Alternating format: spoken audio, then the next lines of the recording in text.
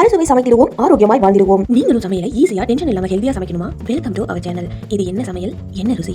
ஆஹா. வணக்கம் நண்பர்களே, இன்றைக்கி இன்னொரு சூப்பரான ஹெல்த்தியான ரெசிபியில் உங்களை சந்திக்கிற ரொம்ப சந்தோஷம். இன்றைக்கி நம்ம என்ன ரெசிபி பண்ண போகிறோன்னா, எல்லாரும் பார்த்தாலே பயப்படுற பாகக்காய் குழம்பு. ஆனால் இப்படி செஞ்சு பாருங்கள், எல்லாரும் விரும்பி கேட்டு வாங்கி சாப்பிடுவாங்க. அந்த அளவுக்கு இந்த குழம்பு டேஸ்டியாக கசப்பே இல்லாமல் பக்காவாக சூப்பராக இருக்கும். நம்ம வாங்க இன்றைக்கி ரெசிபிக்குள்ளே போயிடலாம்.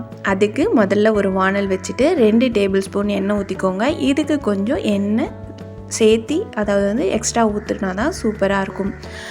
அதுக்கப்புறம் கொஞ்சமாக வெந்தயம், கடுகு, ஜீரகம் கொஞ்சம் போட்டுட்டு, பூண்டு நல்லா சின்ன சின்னதாக கட் பண்ணி வச்சுருக்கேன், அதையும் போட்டு நல்லா வணக்கிக்கலாம். இப்போது பச்சை மிளகாயை நீங்கள் உங்கள் காரத்துக்கு தகுந்த மாதிரி, நான் இன்றைக்கி வைக்கிற குழம்பு 4 பேர்த்துக்கு வைக்கிறேன், அதனால் நான் 4 பச்சை மிளகாய் போட்டிருக்கேன். எனக்கு காரம் கொஞ்சம் மீடியமாக இருந்தாலே போதும். நம்ம இதில் கூட நம்ம ஒரு மசாலாவும் ஆட் பண்ணுவோம், அதுக்கு தகுந்த மாதிரி நீங்கள் காரத்தை கம்மி பண்ணி போட்டுக்கோங்க. மேக்ஸிமம் நீங்கள் 3 மிளகாய் போட்டாலே போதுமானதாக இருக்கும். இப்போது வெங்காயம், சின்ன வெங்காயத்தை சின்ன சின்னதாக கட் பண்ணி வச்சுருக்கேன், அதையும் சேர்த்துக்கிறேன். நான் இன்றைக்கி இதில் கொஞ்சம் வடகமும் போட்டிருக்கேன். உங்கள்கிட்ட வடகம் இருந்தால் போட்டுக்கோங்க, ஸ்மெல் அட்டகாசமாக இருக்கும். இல்லை உங்கள்கிட்ட வடகம் இல்லைன்னா ஒன்றும் பிரச்சனை இல்லை, இந்த மசாலா ஐட்டமே போதுமானது. இப்போது பாவக்காயை சின்ன சின்னதாக எடுத்து கட் பண்ணி வச்சுருக்கேன், அதையும் ஆட் பண்ணிக்கலாம். ஆட் பண்ணி நல்லா இந்த பாவக்காயை இந்த எண்ணெயிலே நல்லா வணக்குங்க. இந்த நம்ம வணக்குறோம் இல்லையா, இதுதான் இந்த பாவக்காய் குழம்புக்கு சூப்பரான அருமையான டேஸ்ட் கொடுக்கும். நீங்கள் எண்ணெயிலே நல்லா பாவக்காயை வணக்கக்குள்ள உங்களுக்கு அந்த கசப்பு தன்மை வராது. இப்போது நம்ம மஞ்சத்தூள், இந்த குழம்புக்கு தேவையான மஞ்சத்தூளை ஆட் பண்ணிக்கலாம். ஆட் பண்ணி நல்லா பாவக்காயை நல்லா இந்த எண்ணெயிலே நல்லா வணக்குங்க. உங்கள் அடுப்பை மீடியம் ஃப்ளேமில் வச்சுருங்க, லோ ஃப்ளேமில் வைக்காதீங்க, ஹை ஃப்ளேம்லேயும் வைக்காமல் மீடியம் ஃப்ளேமில் வச்சு நல்லா வணக்கி எடுத்துக்கோங்க. இப்போ பாருங்கள், இந்த பாவக்காய் கலர் மாதிரி இருக்கிறது நமக்கே நல்லா தெரியும். இன்னும் நம்ம இந்த பாவக்காய் இன்னும் அந்த எண்ணெயிலே வணங்கணும், இன்னும் நம்ம கொஞ்சம் நேரம் வணங்கணும். அதுக்கு முதல்ல நம்ம உப்பு போட்டாலே இந்த பாவக்காயில் இருக்க தண்ணியை வெளியே எடுக்கும்.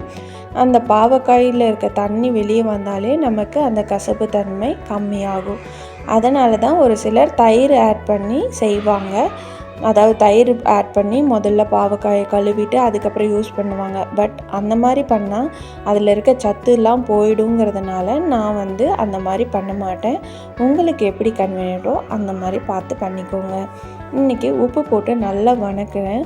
இந்த பாவக்காயில் இருக்க எண்ணெய், அதாவது அந்த தண்ணிலாம் அந்த எண்ணெயிலே சுருண்டு வர ஆரம்பிக்குது.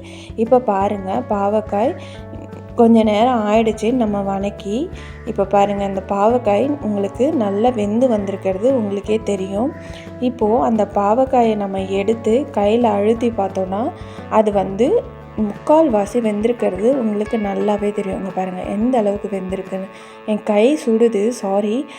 இப்போ பாருங்கள், பாவக்காய் நல்லா வெந்து இந்த அளவுக்கு நல்லா வெந்திருக்கு.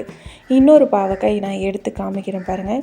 இந்த அளவுக்கு நல்லா வணக்கணும். இப்படி எடுத்து இப்படி அழுத்துனிங்கன்னா, சுடுது சாரி, இந்த அளவுக்கு எடுத்து நல்லா அழுத்துனிங்கன்னா பாருங்கள், 2ஆக உடஞ்சி கையில் நம்ம அழுத்தக்குள்ளே 2ஆக உடஞ்சி போகுது இல்லையா, இந்த அளவுக்கு நீங்கள் நல்லா வேக வச்சிடணும். அப்போ தான் உங்களுக்கு அந்த கசப்பு தன்மை இருக்கவே இருக்காது. பாவக்காய் குழம்பும் டேஸ்ட்டு நல்லா இருக்கும். குழந்தைங்களுக்கு கூட அந்த கசப்பு தன்மை தெரியவே தெரியாது. இந்த பாவக்காய் சுகர் இருக்கவங்களுக்கு ரொம்பவே நல்லது. அதே மாதிரி நம்ம ஒல்லியாகணும்னு நினச்சாலும் இந்த பாவக்காய் யூஸ் பண்ணிக்கலாம். இப்போ நான் ஒரு நெல்லிக்காய் அளவு புளி எடுத்து கரைச்சி வச்சுருக்கேன். அந்த புளி கரைசலை நான் இப்போது இதில் ஆட் பண்ணிக்கிறேன். ஆட் பண்ணி நல்லா கிளறிட்டு, இதுக்கு தேவையான, முன்னாடி நம்ம காய்க்கு தேவையான உப்பு மட்டும்தான் போட்டோம். இப்போது இந்த குழம்புக்கு தேவையான, இந்த புளி தண்ணிக்கு தேவையான உப்பை நம்ம இப்போ ஆட் பண்ணிடலாம். ஆட் பண்ணிவிட்டு நம்ம இதை இந்த அளவுக்கு நான் உப்பு போடுறேன். ஏன்னா நம்ம ஆல்ரெடி உப்பு போட்டிருந்தோம் இல்லையா, அதனால் அதிகமாக போட்டுறாதீங்க. ஏன்னா இது சுண்டி வரக்குள்ளே அந்த காயில் பாவக்காய் உப்பு ரொம்ப அதிகமாக இருக்க மாதிரி ஃபீல் ஆகும். இப்போது ஒரு மூடி போட்டு நல்லா இதை கொதிக்க வச்சிடலாம். இது நல்லா கொதித்து சுண்டி வரணும். சுண்டி வர அளவுக்கு நல்லா வேக விட்டுருங்க.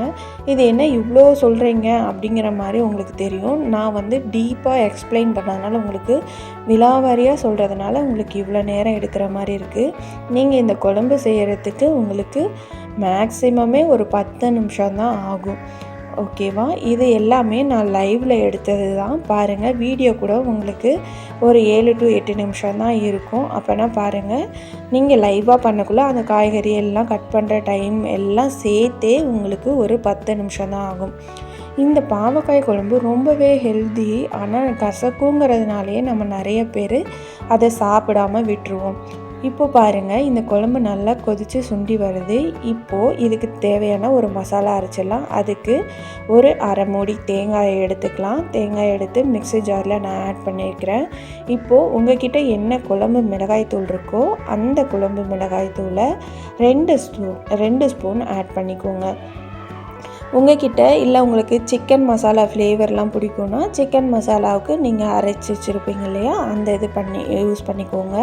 இந்த மிளகாய்த்தூள் எப்படி அரைக்கிறதுங்கிறதும் நம்ம வீடியோவில் இருக்குது, நம்ம சேனலில் வீடியோவாக இருக்குது. நீங்கள் அதை போய் செக் பண்ணிக்கோங்க. நான் இந்த மசாலா மட்டும்தான் குழம்பு, சாம்பார் எல்லாத்துக்கும் அரைச்சி வச்சுருக்கேன்.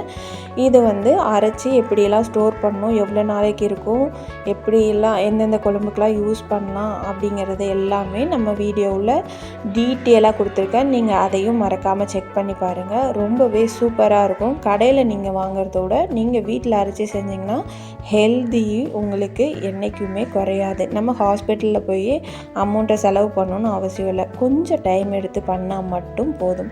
இப்போது இதை வந்து மூடி போட்டு நல்லா அரைச்சி எடுத்துகிட்டு வந்துடலாம். முதல்ல இதை தண்ணி ஊற்றாமல் ஃபஸ்ட்டு அரைச்சி எடுத்துக்கோங்க. ஏன்னா அந்த தேங்காயெலாம் நல்லா அரையணும். நல்லா நைஸாக இந்த பேஸ்ட்டை அரைச்சி நம்ம ஊற்றினா தான் நமக்கு வந்து குழம்பு வந்து சூப்பராக தினஸோட டேஸ்டியாக நல்லாயிருக்கும். பார்க்குறதுக்குமே அவ்வளோ அட்டகாசமாக இருக்கும்.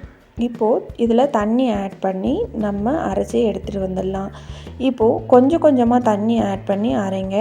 ஏன்னா ஹோலாக ஆட் பண்ணிங்கன்னா உங்களுக்கு அந்த நைஸாக அரைக்க முடியாது. இதுக்குன்னு கிடையாது, எந்த ஒரு சட்னி ஆகட்டும் இல்லை நீங்கள் குழம்புக்கு அரைக்கிறீங்கனாலும் கொஞ்சம் கொஞ்சமாக தண்ணி ஊற்றி ஆட் பண்ணி அரைச்சிங்கன்னா தான் உங்களுக்கு நைஸ் பேஸ்ட்டாக வரும். இப்போ பாருங்கள், இது கொஞ்சம் கொரன்னு இருக்குது. இன்னுமே நமக்கு நைஸாக வேணும். நைஸாக ஏன் அரைக்கிறோன்னா, நம்ம கொஞ்சம் மசாலா போட்டு நைஸாக அரைச்சி நம்ம குழம்புல ஆட் பண்ணக்குள்ள நிறைய குழம்பு நமக்கு கிடைக்குங்கிறதுனால தான் இந்த அளவுக்கு நைஸாக அரைச்சி எடுத்துக்கிறோம்.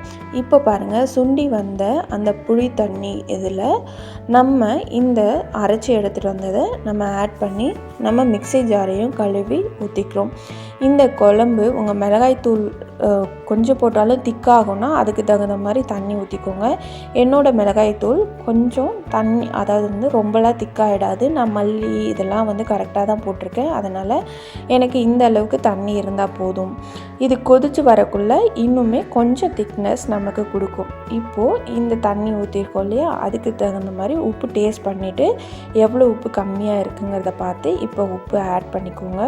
கொஞ்சம் உப்பு கம்மியாகவே இருக்கட்டும், ஏன்னா சுண்டி வரக்குள்ளே உப்பு அதிகமாக இருக்க மாதிரி ஃபீல் ஆகும். இப்போ பாருங்கள், நம்ம குழம்பு மூடி போட்டு கொதிக்க வச்சு எடுத்துட்டோம். நம்ம ஊற்றின எண்ணெயெல்லாம் பாருங்கள் வெளியில் வந்துடுச்சு. அப்போனா இந்த குழம்பு பக்காவாக சூப்பராக ரெடி ஆகிடுச்சு. இதை வந்து சாதத்தில் போட்டு சாப்பிட்டு பாருங்கள், அவ்வளோ அட்டகாசமாக அருமையாக இருக்கும்.